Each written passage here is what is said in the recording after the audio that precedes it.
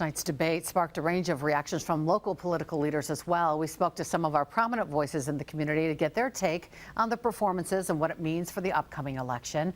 In Your Voice, Your Vote coverage, Emily Riley joins us in the newsroom after speaking with those leaders on both sides. Emily.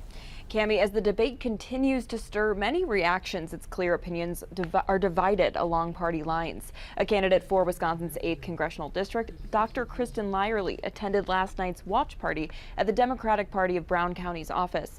She says she was disappointed to see some questions asked by moderators not being directly answered. She says she agreed with the achievements President Biden highlighted under his administration. I think the thing that people need to keep in mind is when he hit his stride and he was hitting his talking points and demonstrating some of the successes of the administration, they were strong, they were real, they were truthful, and they were things that people really are feeling, differences that his administration has made in people's lives. On the other side, Republican candidate for Wisconsin's 8th Congressional District, Roger Roth, also attended a watch party at the Republican Party of Brown County's office. He expressed concerns about the current president's capabilities, and he says he feels confidence in former President Donald Trump's performance and his ability to tackle key issues facing the nation.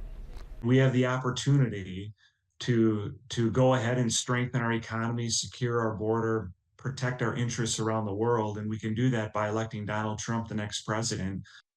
This debate is one of the several crucial events leading up to the presidential election. The next and only other presidential debate will be September 10th here on ABC. Cami.